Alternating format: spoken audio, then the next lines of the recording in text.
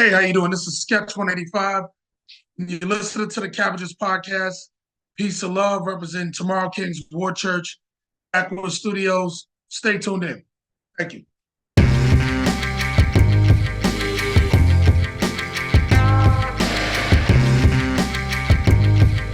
Hey, Gary. Hey, Jeff.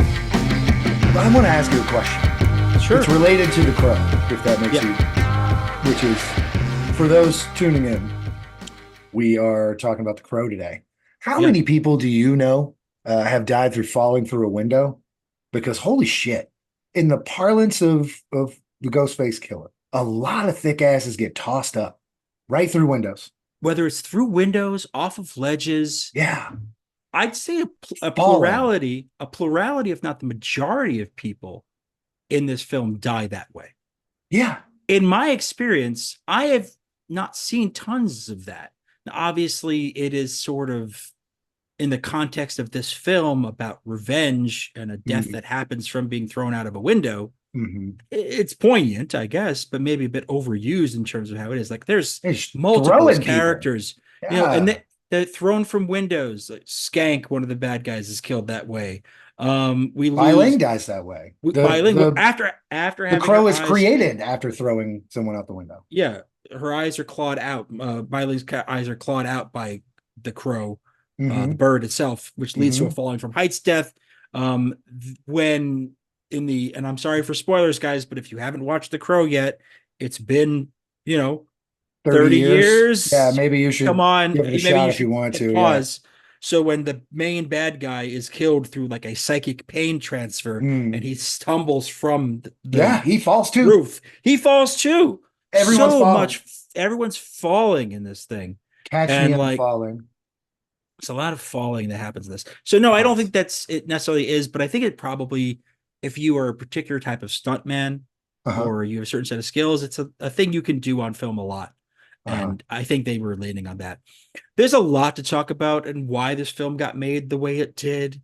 But I think it'd probably be best if we keep most of that conversation to our incredible guest today. Agreed. Sketch185. We're going to talk sketch. It's going to be great. So let's get into it. Let's talk about The Crow.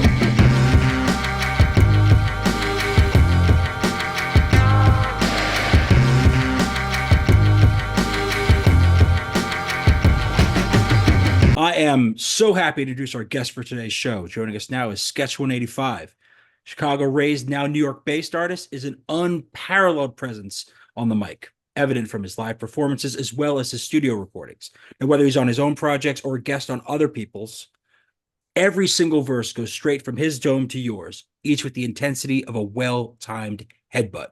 And you can hear some of his hardest-hitting bars on the profound and poetic album, He Left Nothing for the Swim Back, produced by Jeff Markey. It's available via Backwood Studios on Bandcamp and wherever music is streamed or sold. Hello and welcome to the show.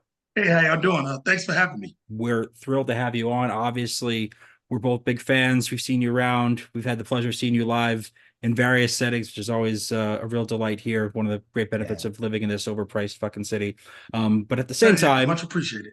At the same time, when we're thinking about these sorts of episodes and kind of who to have on and what movies, we're always trying to find things together. And we were coming upon what would become, which is what this is, our Halloween episode. And you had suggested, without even knowing when it was going to be, you had suggested, let's do The Crow.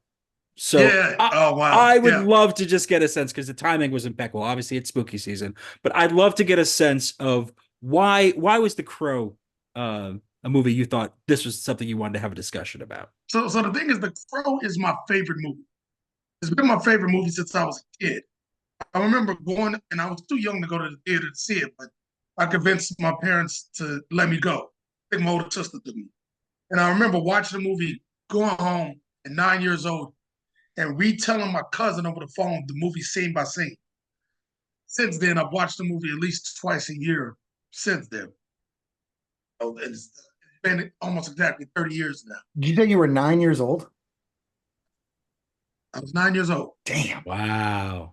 That is wild to see The Crow at 9 in the theater. That's awesome. Yeah, I saw that, and so I married an axe murderer same year. Perfect.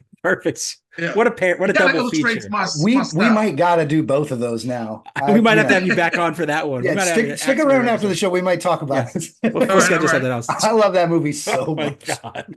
Yeah. That's an incredible film. The Crow for me was very interesting pick because I was a little older when I saw it. So probably I saw it, I was about 15. And so I was at that point very much listening to goth and industrial music. I was like a huge fan of shit like Gravediggers. I was like a Ghetto Boys. So it was just like, hey, all these things that you like, all this macabre shit is now here, and you can watch it on the screen. You can go and see this shit. And I did, and it was like immediate resonance as a teenager. I understood this. This was the kind of film that was like made for me, I thought. Real. This is what it was made for me.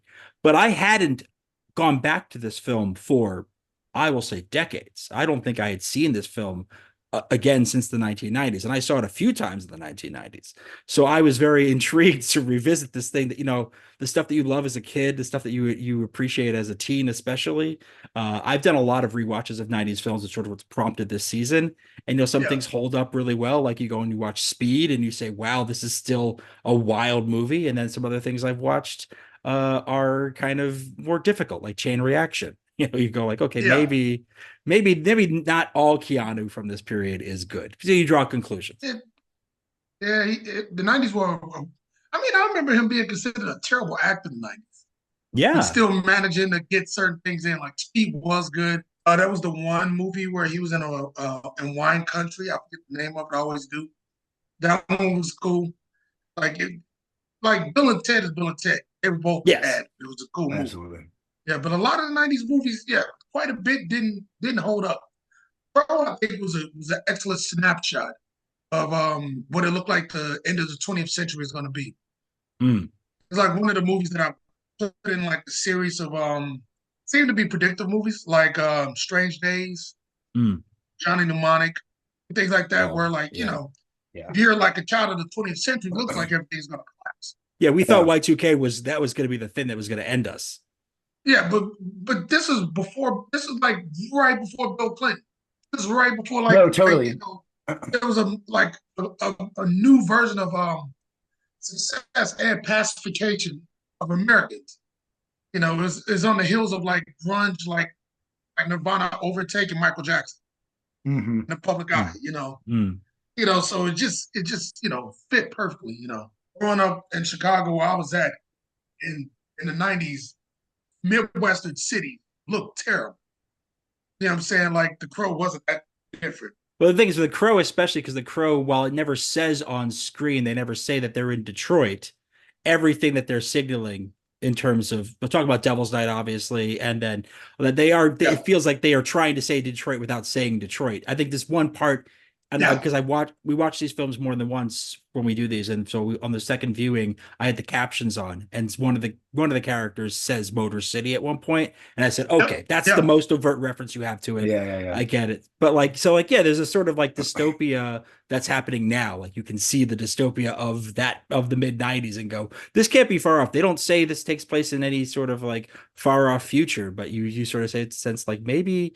Yes, it definitely made me reconsider any visits to Detroit back in the 90s. That's for sure. Even though I loved a lot of the music that was coming from there, I was still just like maybe I don't like techno that much. Maybe I'm a little hesitant on some of those things.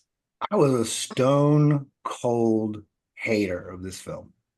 Really? Back in the day. Big reveal, folks.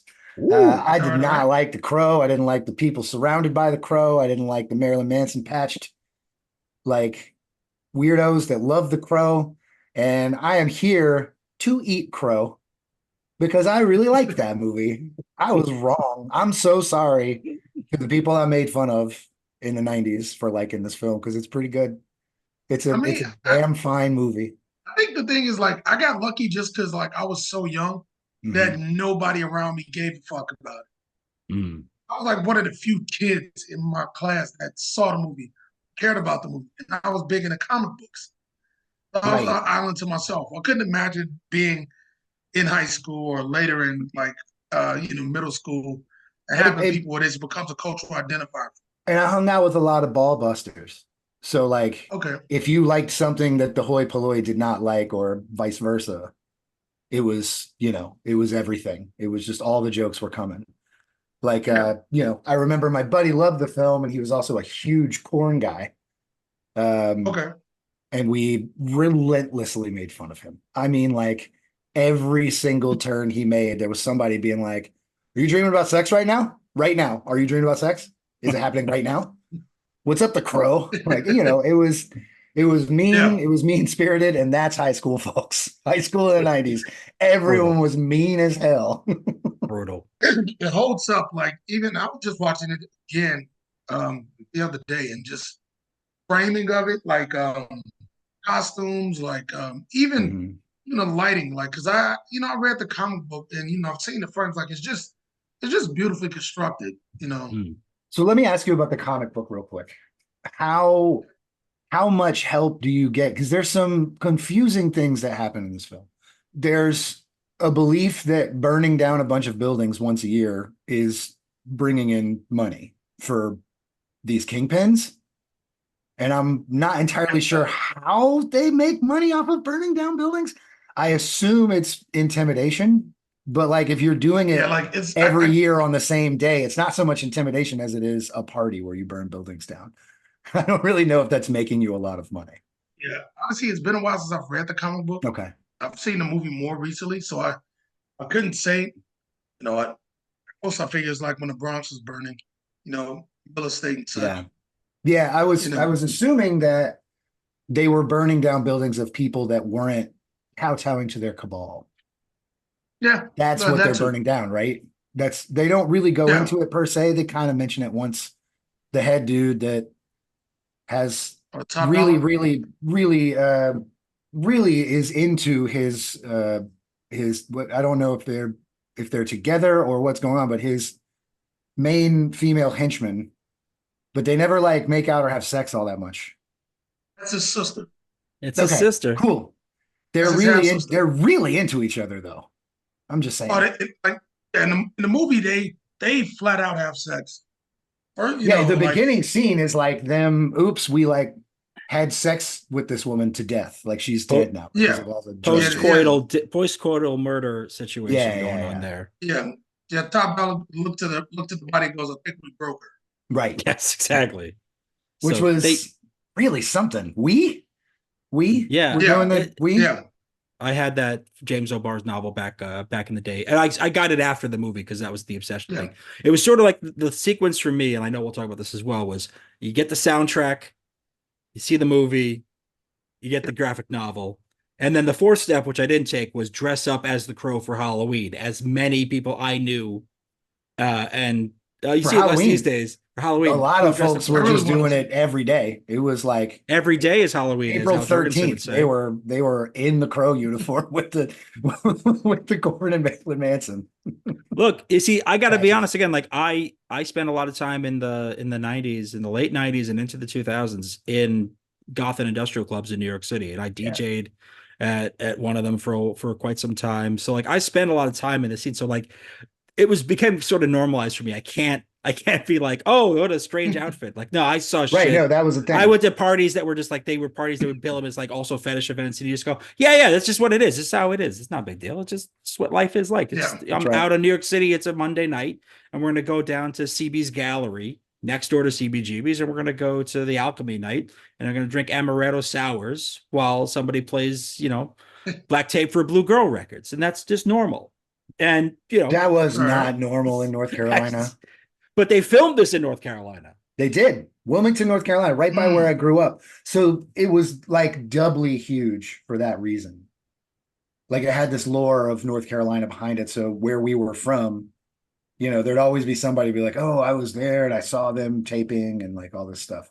Then I moved to New York and Oh it's like wow. there's a movie taping every other block, every day. I lived Yeah, in Greenpoint for a while and just everyone's always taping. Yeah. But back then, without a doubt. I'm being in a that story. I close, work in a story. Same yeah, thing. you know what it is. Blue Astoria. Bloods, Blue Bloods every other week. Blue Bloods. They moved Yep. from Greenpoint to Astoria. They were filming in Greenpoint. I lived in Greenpoint. And my mom and my stepdad at the time were huge Blue Bloods fans. Okay. And they believed, this is weird aside, but they believed that like in real life, people were just turning up dead on the streets of Greenpoint every day. I was like, oh, this is where I live. And they were like, oh, that's terrible. What do? Do you call in all these dead bodies? I'm like, what? No. No, dude, nobody's dying in Greenpoint, man. It's a dream. No. The rent is too high now. Yeah, you can't like pay enough to die in you Greenpoint. can't afford to die. You can't afford to die in Greenpoint. What are you telling me?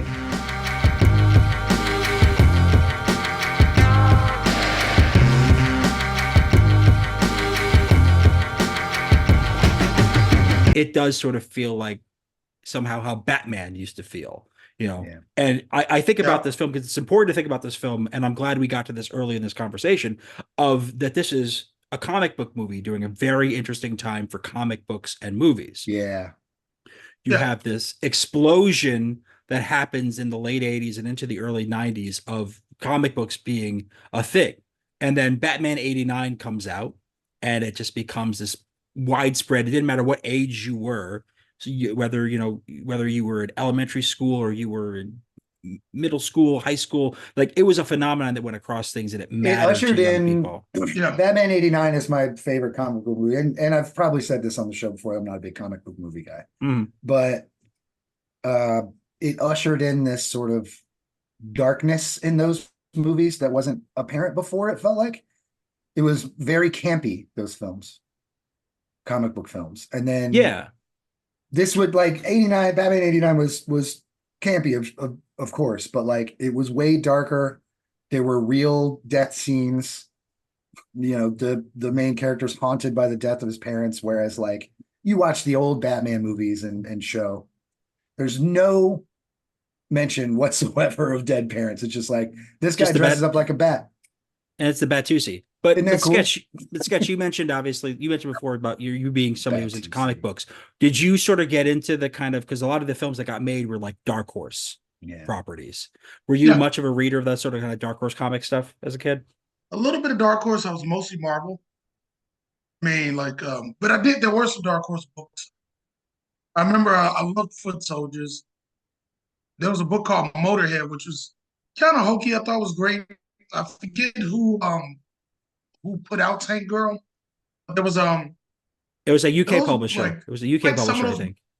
It was a UK publisher. Yeah. Yeah, it was a UK. And the thing is, I think those books kind of lent themselves to movies a lot more than the big two, you know, at the time, because there was at least human elements you could anchor yourself to, and things that were like very overt social statements. Batman worked because it was a long enduring franchise, and you know, taking a guess on something that's going to be a home run, even if it doesn't make that much, is good. But yeah, I thought the darker book, The Mask, which is Dark Horse too. Like there was something within them that worked very well for that time period in America. I feel like a lot of the properties got chosen to be made into comic book movies during this sort of period between Batman 89 and Spider-Man 2002 were largely leaned on the darker stuff. I think there was the success of Batman, particularly the first two Batman movies, seems to drive a lot of this. You know, you have sort of, you know, darker superhero tales running as counter programming to what had been shown, say, in like the 80s versions of things, you know, in the 80s version of these and earlier. And the comics, you know, the cartoons we saw on television of like, you know, the Super Friends or, you know, Spider-Man and His Amazing Friends, those sorts of shows. Like, this was post Reagan making it cool to like advertise to children. So there had to be a children's element to all of this to get them into the theater and sell them toys. It was a big deal to do that. And there still is. I'm not saying that went away, but I thought that it's weird that each of those franchises you mentioned, they went from darker to campier as they went along.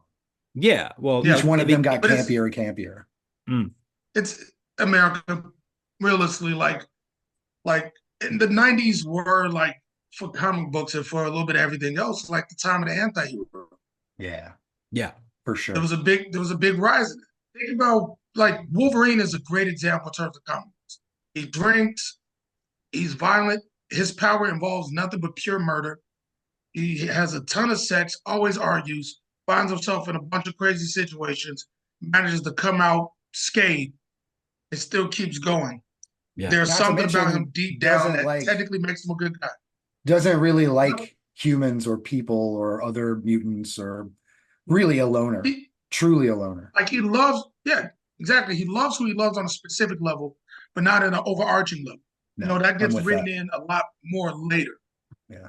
Even every year on his birthday, Sabretooth beats him up. Like we have these characters, and we have books like Youngbloods or books like Wildcats, was just a secret war between two alien races.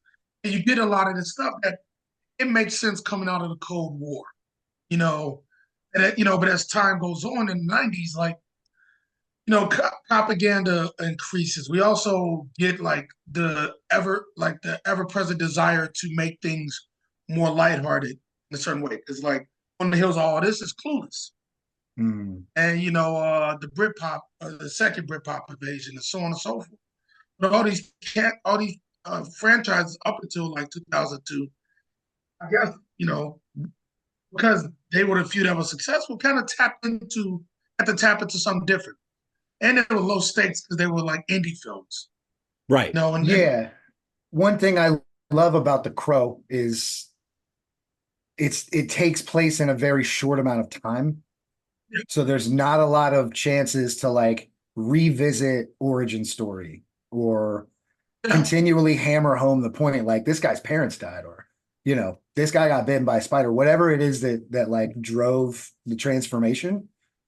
We just sort of like learn it as other people are learning it in the film. That's kind of my favorite thing that happens in books, film, whatever, is that we're learning at the same time as they're learning. Like Bai Ling figures out, oh, he's always got this crow with him. What's up with this crow?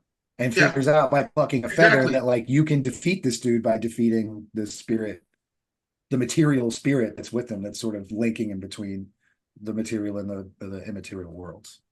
Can we, for a moment? The movie takes place in less than 24 hours. Yeah. I love I love that, and I like the fact that there's not this long bit of exposition. We have to wait to Act 2 to start to see it. Every lot happens in the first 20 minutes, and I'm thrilled. The backstory is a hard flashback. It's long, and it's brutal, and it's violent, and it's cool. But you're already vested at that point. But you're already vested at that point. Like you care about this. You're interested in this. It's happening to this person who's come back from the dead. But I want to talk about the Crow itself for a moment, the actual Crow, because there's there are a lot of controversies and tragedies around this film in terms of the making of it and the narrative. Obviously, there's a lot of that. But I think one of the biggest, if not the biggest, the kind of the elephant in the room, if you will, on this film is that the crow isn't a crow, it's a raven. That's not a crow that we see on screen. It's a fucking raven. If you do your research and you look up the difference, their way their wingspan is set, their relative size, this whole movie they're talking about a crow, it's a fucking raven. And they even the name of the lead, but he's Eric Draven. Eric D. Raven. Yes. Like, what the fuck? Like, we're being told it's a crow the whole time. You're like, no, we can't train crows. It's like they're painting cows to look like horses. Like, this is the insanity for me of this. Like, I know, there were some accidents. There were some hurricanes destroyed sets. There's tragedy. But, like, they didn't even have a fucking crow in the Crow movie. Yeah, that's interesting. Because I know James O'Barr was involved in the movie. I wonder if he was just like, because ravens are slightly larger, right? Yeah, ravens are larger. In which case, they're probably like, look, we can have a crow, but it looks like a dark pigeon. Or we can have a raven, and it looks epic when it flies. Yeah. Are ravens going to choose? Are ravens like crows scavengers? Is that? I don't know. We'll save that for the reader mailbag episode about this.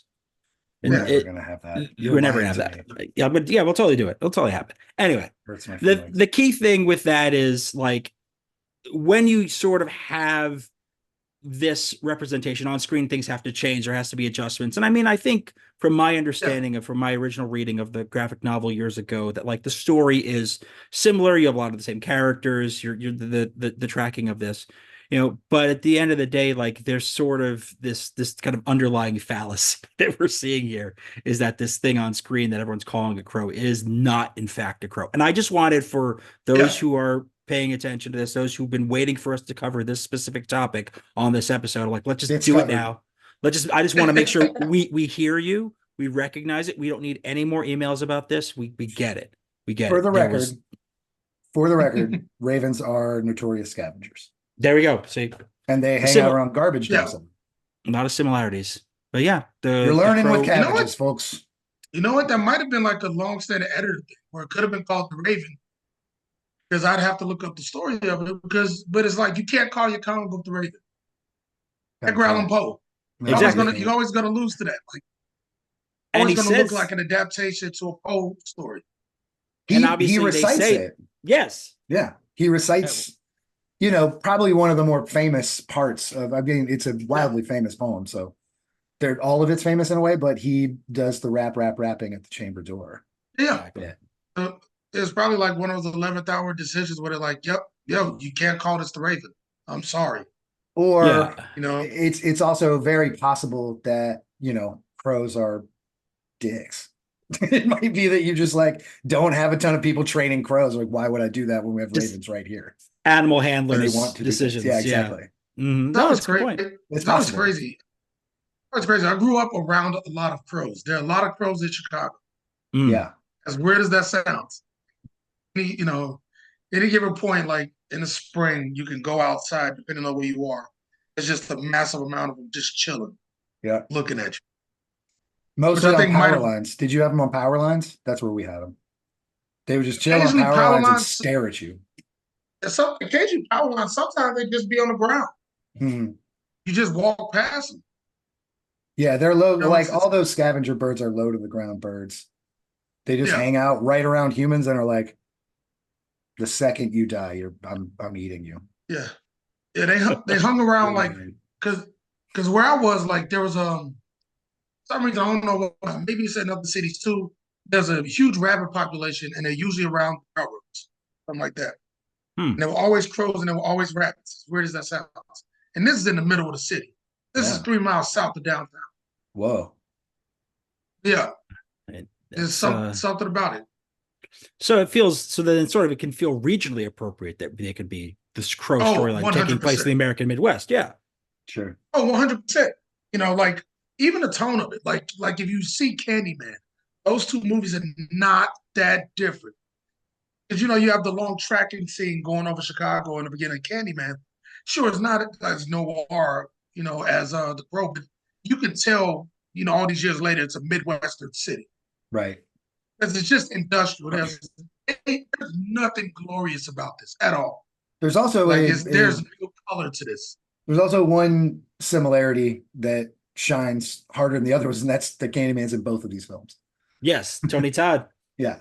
Yeah. An unnamed henchman, but who happens to be the lead henchman. Yeah. So like, as much as I was cheering for the Crow, I gotta tell you, man, that's a tough army to take on if they've got the Candyman at their disposal.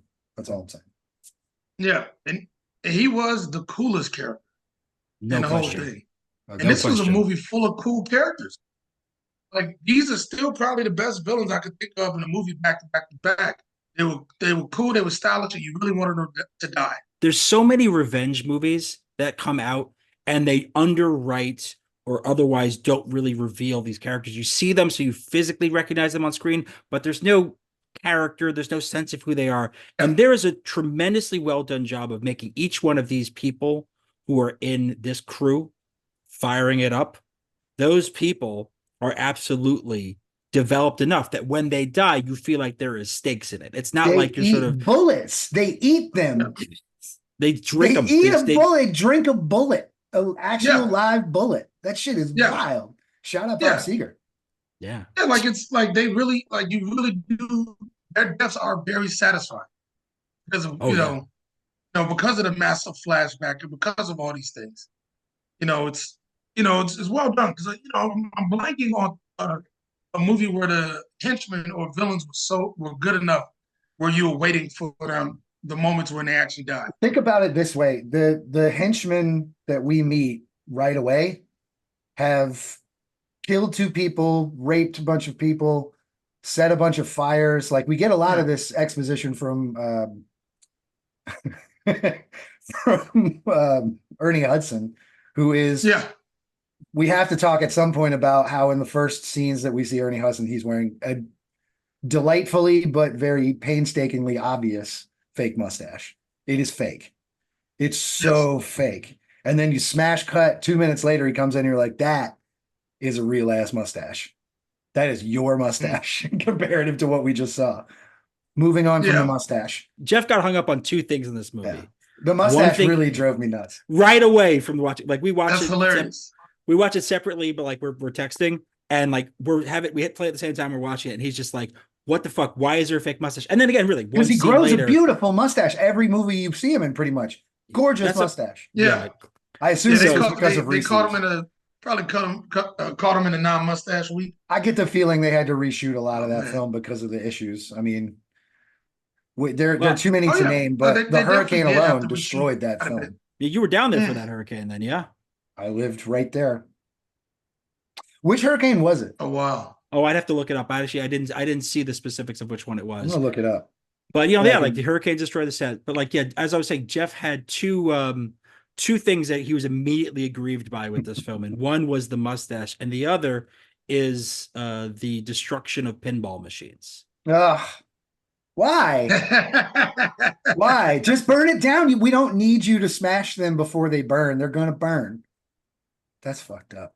It's just you need the sounds. That's when I know. That's when I knew that I didn't like these guys. That was all the character development you needed. The murdering, the raping, the fire. Sure, it's all bad. But if you destroy vintage pinball machines, you're taking a piece of me with you. You know, I get that, but I think I just increased. You do? Wait, you get that? I'm still trying to figure out what the fuck is. I mean, like this is like, you know, we're talking like. I appreciate you, Sketch. Metroid. I mean, yeah, you know, it's a beautiful era for games. Arcades. This wasn't Mortal Kombat era. You know, like it was, pinball machines were en masse. They were still dope. But if you're gonna do destruction at an arcade, punching a Pac-Man screen isn't as crazy as smashing a pinball machine. The glass goes everywhere. The lights go crazy. Mm. It's a black eye to a childhood or to it's the most innocent thing to destroy. So many slings and arrows that I can only describe to you as we described it in Eastern North Carolina, which was some Eastern North Carolina bullshit. One guy got his face burned. There was another dude that got in an accident. There was a hurricane. There were constant like infights on the set. People died. But you know why they went to North Carolina in the first place, right? Because it was cheap. No, because there was a drive-by shooting. So North Carolina was I don't know if it's the case now, but at the time of filming, right to work state, which means that they could do without the union labor and a lot of the other rules that they would have to follow in other places. They were trying to do this movie on the cheap, which is again part of the myriad issues that arise on it. The tragic death of Brandon Lee is not the only tragedy, as we're trying to make clear. It's not the only tragedy. It's just the one that is obviously and it was a March. I just looked it up. It was a March storm. It wasn't even a hurricane. It was just a regular ass thunderstorm that destroyed that and the Hudsucker proxy set. But they had people. They had people working in hours that union labor never would have allowed them to do, and they had them in conditions that were not ideal, to for lack of a better word. Eastern North Carolina. So my people. We'll do anything, anytime, anywhere, and you can treat us like shit. It's great. And that people got hurt, and it's talk about American capitalism. It's a movie that they tried to do on the cheap, and for all of the horrible things that happened, it ended up being a box office success, which said, let's keep doing this. It's 4 before the new one. So before we get into sequels, I think I think we're a little dangerous to get into sequels. But this is a film that was budgeted about like 23 million, and it like basically did double that. It ended up being around 50 million at the box office. Now that's before you get into home video and all the rentals, and people like us who are just like, we're just watching it repeatedly and very much into it. Like there's that. And then of course you have the soundtrack that is a phenomenon of itself, by having I mean, if you like The Cure, if you liked Helmet, if you liked Rollins Band, whoever you liked, you probably if you Nine were Inch Nails. doing Joy Division. 9 Inch Nails on there.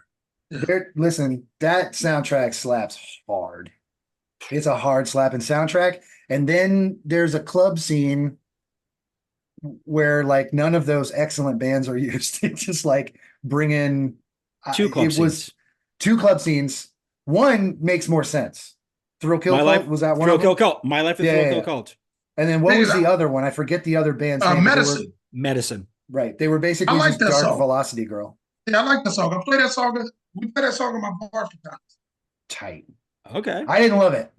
See, see, yeah, I again, was like, should we certain bring the nights. Cure? Were the Cure busy? Can we bring the Cure to Wilmington, North Carolina? That would have cost more than the movie. Shit. Worth it. exactly. I'm always for Robert Smith getting paid. That's Yeah. that's just something I got.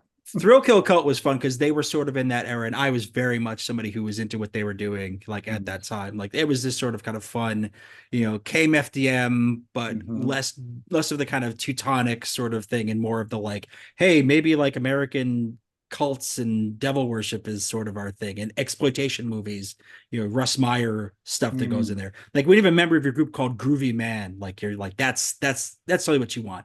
You want that out of a sort of thing. So like I thought they were perfectly well suited for that scene, especially with everything that happened in it. But yeah, that soundtrack was like a thing for me that I wore out my copy to death. There were too many overlaps for me in terms of what I was listening to at the time.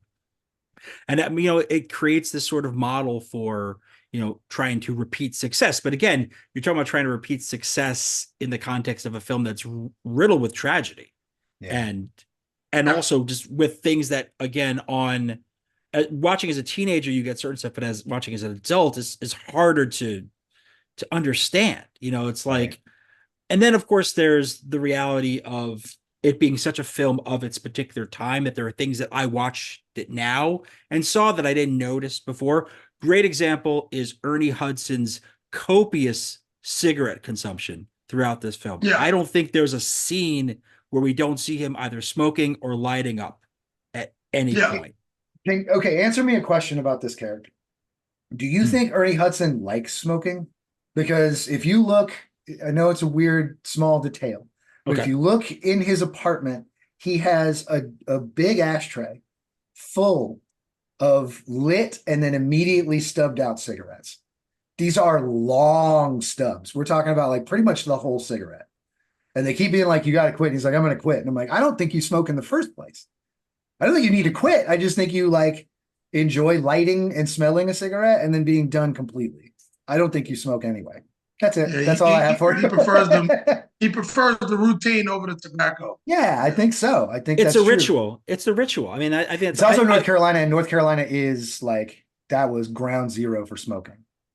It was. They probably have to make it like drive it home. Like, yo, this is a tobacco state. It is, and they're the biggest tobacco companies in the world are still stationed there. Keeping in mind, of course, this is probably just kind of going back to our issue of why they filmed in North Carolina in the first place.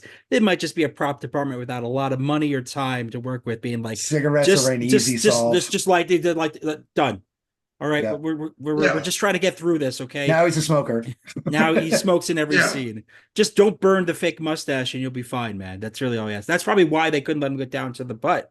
Because I get the feeling that all the dudes that were around were like, if you don't like them, just light them up and put them out. We'll smoke them later. No big deal. We got you. If I can bum a cig, that would be great. That would be worth the. I think they probably paid everybody in bummed cigarettes. Yeah. that was like a commodity in North Carolina when I lived there. It's just like bumming cigarettes. You could own Winston-Salem, North Carolina, just bumming cigarettes out. You could own Wilmington. It's like when I'm 15, and I apologize to my parents, who hopefully will not watch or listen. I apologize to them too. But like by 15, I understood smoking cigarettes, and it was cool. And I was, I was enjoying bumming some cigarettes off of friends. I was definitely into that. What I was not prepared for, and what I was still learning very much about and wouldn't get into at that time, but the platefuls of cocaine that are presented and consumed is by Top Dollar and by Ling's character. That was maybe to me the first time I really noticed cocaine in a movie as a kid, because it is how I thought about cocaine on screen ever since. Is that, and how I ever thought about cocaine in movies is that scene where he's there, like hoovering it up off of a platter. I'm not sure I saw another movie that had that much cocaine offered until Blow, which was a movie about cocaine. Yeah, probably. Yeah, same. Admitted my first experience was Crocodile Dundee. Fair. Same. That's actually 100% for me too. That's a good one. That's true. Wow. And that scene's incredible. Sorry. I recently rewatched that film, and that scene where he's like leaning over the pots and pans, it's just incredible. Moving on. We're going to talk about The Crow instead.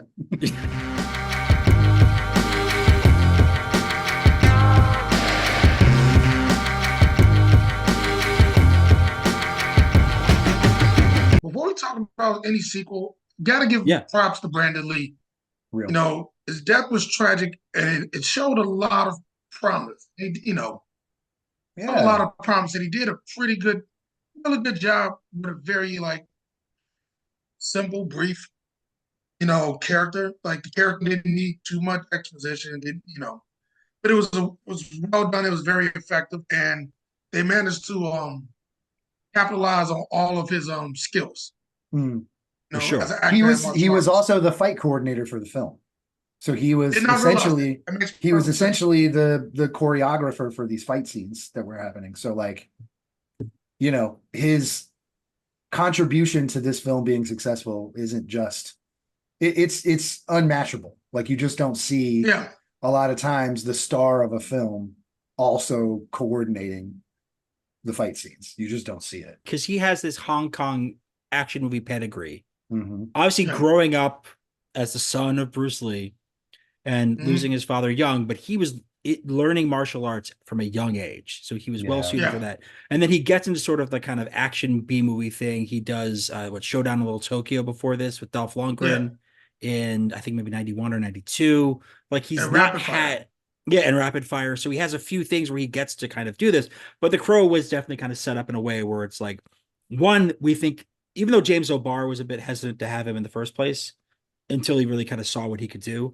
And I think James O'Barr, they were looking at people like River Phoenix to be the star of this movie back in the day. That's who they were looking for to be in here. So because he could bring this much to the table. And I think when you watch the film, and especially if you watch it in contrast with the second Crow movie, the fight scenes, the action in this film is so well done. It was shot incredibly well. Like obviously, there's a lot of interesting things happening on the cinematography. There's technology being used, the use of miniatures, but just what Brandon Lee was brought to the table in terms of delivering these kind of witty lines, these kind of macabre, one-liners, but also being able to do these action scenes so well. So well, these hand-to-hand scenes well, very physical. It was just like, we wanted to see so much more from him. You left that film being like, obviously tragedy, but also, God, how amazing would it be to be able to see like 10 more films of him doing this, of him being a sort of like the next Dolph Lundgren, the next Jean-Claude Van Damme type figure of the 90s because of stuff like this. It's he literally gave all to this film, everything, including his life. So he is, in a lot of ways, he is this film. Oh, absolutely. And the sequels, and I saw two of the, I think 3 or 4 sequels. Like they just put no time to action scenes. Admitted the second one, the thing I didn't like about it is the main actor. Everybody else is good. The main actor was terrible. Who is that? So that's Vincent Perez. Vincent Perez. I rewatched after watching The Crow a couple of times. And for this episode, I rewatched The Crow: City of Angels because it was another one where I was like, you know what, I need to go back and watch that one because I need to get a sense of how much of it was cash grab. We've got a hit on our hands, and how much of it is a good story. And I realized it was not. It doesn't live up to this, and actually, it amps up the wrong things. I think. The sequel with City of Angels, like it tells a similar story instead of there being a murdered wife and husband. It's a boyfriend, girlfriend. It's a murdered father and son.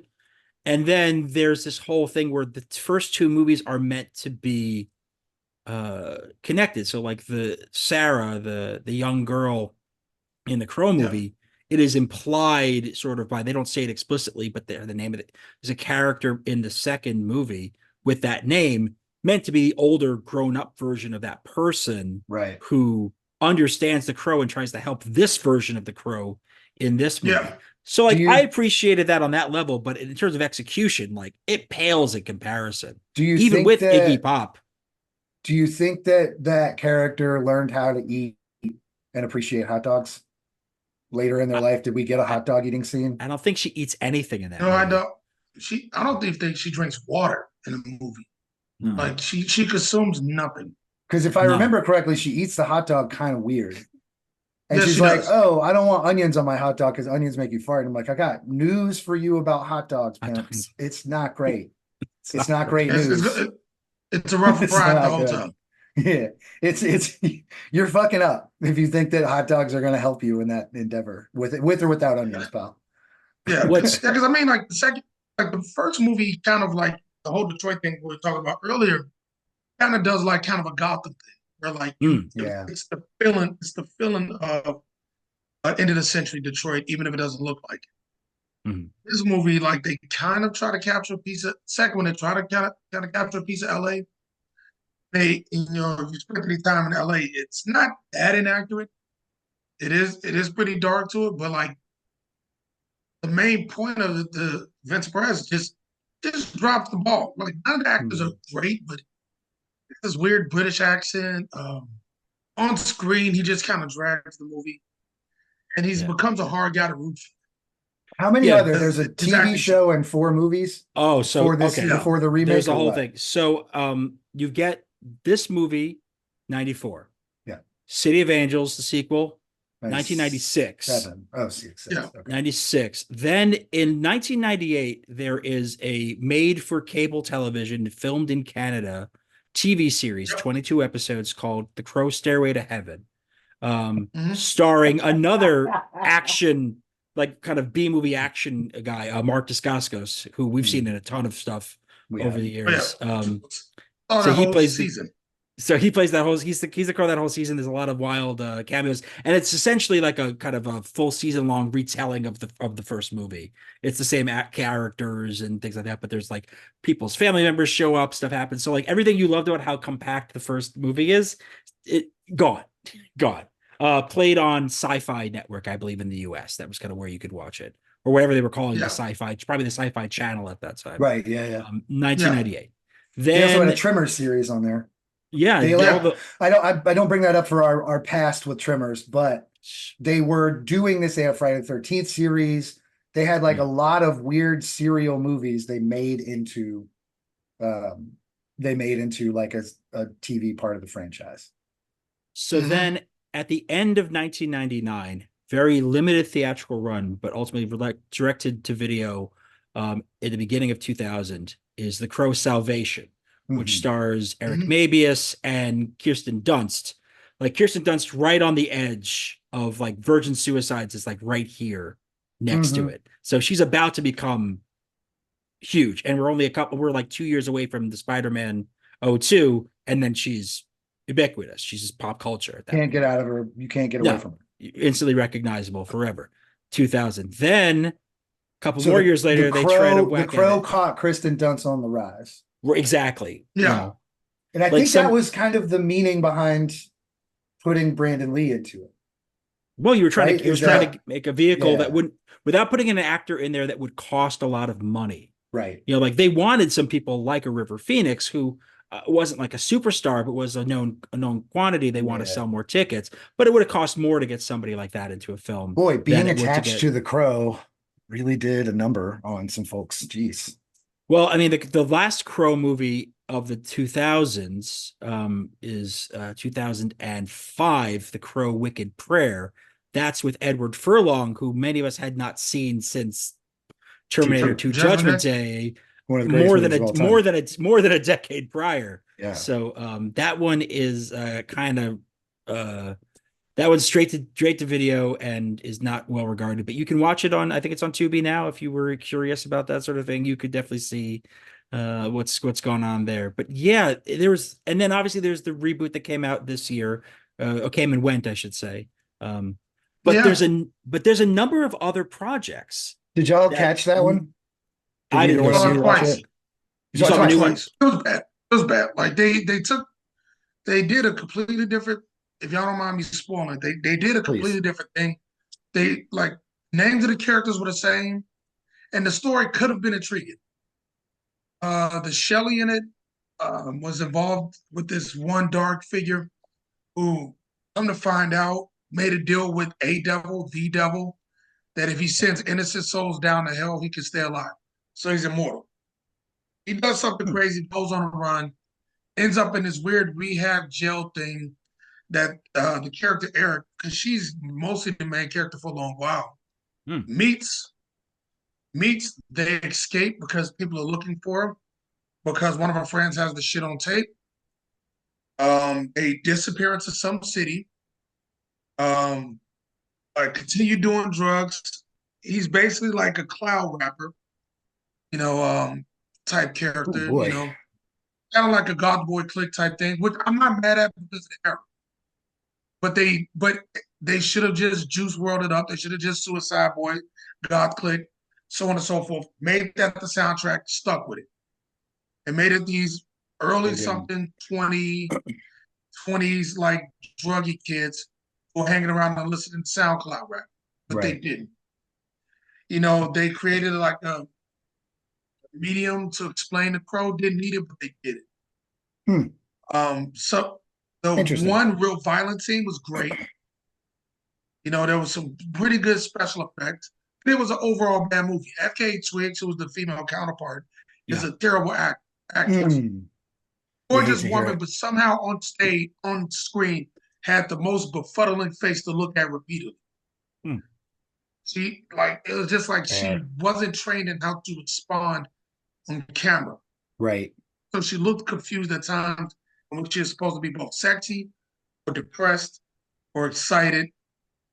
You never got an idea of the region of the movie. It was done mostly in Europe, though there's one scene for some reason that's in downtown Chicago, right down the street from where I went to college. Okay. I noticed because I know the damn block. Yeah. And it's the same street that second Spider-Man train scene was filmed on. Oh, okay. Yeah, sure. You know what I'm saying? Because it's the only train path in America that looks like this. Right. There's no mistaking it for anywhere else. I feel like the Tommy Lee Jones, The Fugitive, also was on that section of train. I could be wrong. Yeah, it's because it's on Wabash. Like whenever people talk about the Loop in Chicago, Wabash is one of the streets that it loops. Okay, cool. So like it's if you're above it, it's buildings on both sides. If you're below it, there's buildings on both sides with a train going over it. It is undoubtedly metropolitan. I'm gonna watch all of these films in a row as soon as we're done taping here. I'm just gonna watch them all. You're just gonna Every single one. Just gonna bang out and then start the TV show. Yeah, but it's like Bill Skarsgård was good. Okay. Quite a few of the actors were technically good. It was a bad script. The female counterpart was just terrible. The visual effects were good. How many Skarsgårds are there? This is like the White Wayans brothers. But this is the guy who it's a lot. They're all good. So many Skarsgårds. Yeah. But if it's a weird character, it's this guy. It's Bill. Like whatever. It's this guy. Whether he's the clown in It or he's the deaf action guy in Boy Kills World, or he's always the guy. He's always the weird character. He likes that shit. And they all. I mean, I feel like I give them credit for trying to bring this back, especially now. I think if it had been done, you brought up some good points in terms of what they could have done differently, in terms of what they could have leaned into that to make it relevant for today. And that's great. I think obviously it's FKA Twigs, while I very much enjoy her music, I'm not entirely surprised to hear it doesn't translate well. Like we've talked about a lot of artists, who've tried to do movies. We did a whole long season about rappers on screen. We've done films like Queen of the Damned, where it's like, I mean, Aaliyah, it was a dream role for her, but it was hardly, a great performance out of her for playing that character. So, like, everyone has their strengths and whatnot. However, there were some other potential Crow properties tied to the music world that were supposed to happen, were in development that didn't happen. One of which was, and I want to make sure I get the chronology right, so I have my notes here. One of which was that after the second Crow movie, they were planning a third movie that was to be directed by Rob Zombie and called The Crow 2037. And so obviously a bit more futuristic and kind of in terms of there. And I thought maybe there were like 2037 crows. I mean, maybe ravens, actually. An army of crows. Accurate. Well, fair An army enough, of, fair enough. a murder That's of fair. crows. A murder of crows is the correct term, by the way. Yeah. But army of ravens, I suppose. Maybe the same thing. Either way, there was supposed to be a Rob Zombie one. They spent 18 months in development. Apparently, he got so frustrated dealing with the producers that they didn't move forward with it. I think he incorporated some of the ideas into his Halloween movies or into some of the kind of the films he did afterwards, his trilogy of films. But the one that I most lament that we never got to see, there was after the third one, there were plans for a fourth film before we got to the one with Edward Furlong. There was meant to be a film called The Crow Lazarus, starring DMX. Yes. Yeah. And that one to me, and again, speaking as someone who we've talked about, we did an episode on Cradle to the Grave a couple seasons back. Like I would have loved to have seen him in that character. I think it probably would have done that movie. It would have been incredible. Yeah.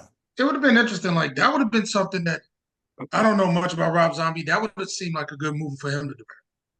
Sure. He could have played up the horror. I mean, because keep in mind the fact that the first film, the screenplay is adapted.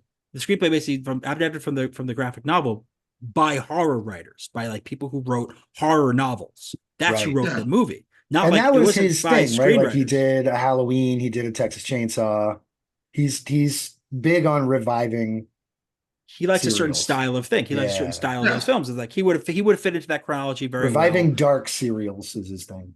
And it probably would have had, Count I know there's sort of been, well, the Munsters. Did you see his Munsters reboot? Oh God, I forgot about haven't the seen Munsters. It's on Netflix. It is maybe one of the Okay. worst. It's one of the worst things I've ever seen. But good. like, it's like I'm not it's a like, Rob Zombie guy, unfortunately. Have you ever watched a Rob Zombie music video and say this needs dialogue? No, No, I can say no. I have not. The I have not been Munsters. like, oh, this would be better with dialogue. The Munsters is that, and it is just like, honestly, I hope he just makes a million more of them because it was just one of the most off-putting things I've ever seen. It's truly a great place for it that just speaks to just his interests and nobody else's.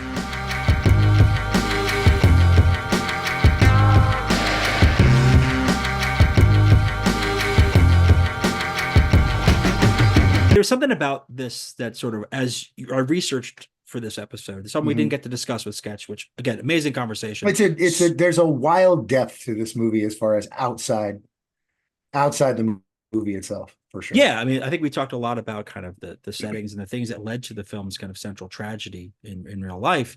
But there's another wrinkle to that's curious in the casting. I mentioned obviously that it was like maybe supposed to be they were looking for someone like River Phoenix to play the character that Brandon Lee ultimately played of Eric Draven. But what is interesting is that the original Fun Boy character, played by Michael Massey in this film, was supposed to be Iggy Pop. No shit. And if you know, and Fun Boy is a character who's if you remember, who's killed by all the syringes. He's also right. He's one of the central rapist characters. He's also involved with the little girl's mom. He gets a lot of screen time. His drugged out ending is a really fun time. He's like, they're laughing in that scene a lot about like how weird everything is. Like, it's pretty cool. And you can totally see Iggy Pop in that. Yes. Like, it's so much so that when they do the sequel, when they do the Crow City of Angels, he plays one of the lead bad guys in that movie. As which is great to see in that film. He's one of the highlights in an otherwise dismal sequel, in my view. Yeah, it seems pretty awful. And obviously we talked about it on the show. Yeah, but I think the weird twist is that Michael Massey, who played that character, is also the actor who pulled the trigger that ended up killing Brandon Lee. Oh, And I'm not a firearms expert. Like, you can look up the term squib load. yeah. Squib load is the term. You can look that up and get a sense of what of how that actually happens. And it's Right. you know, it's a genuine accident and a real shame, but also on a Yeah. film like this, given the circumstances, it makes sense that something horrible could have happened. But that film could is have been cursed. Iggy. But that could have been Iggy Pop. Yeah, That's pretty crazy. World, it could have been Iggy Pop. Iggy could have done that. Man, wow. you see what happens when we choose fun, good films that aren't just circus trash. It's almost like we have more to talk about and fun things to say. So a lot. We did delve a lot into this, as opposed to trying to Yeah. like grasp at straws or try to unravel Yeah. decisions. Huh. This film, in a Makes you way, think. made sense. Yeah. Should we do more films that make sense, Jeff? I don't know that we have a choice. I think we have to explore this idea of sensible films. It's the Cabbages Podcast Network.